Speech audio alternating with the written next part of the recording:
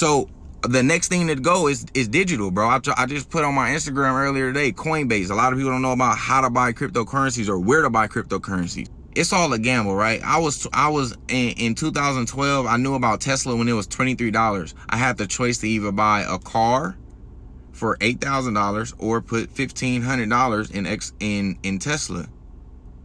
I was only 17. I couldn't do it. My mom convinced me not to do it, and 7 days later, I bought the car, and Tesla went from $23, nigga, to $223. To this day, nigga, $1,500 would have made me $150,000. $1,500.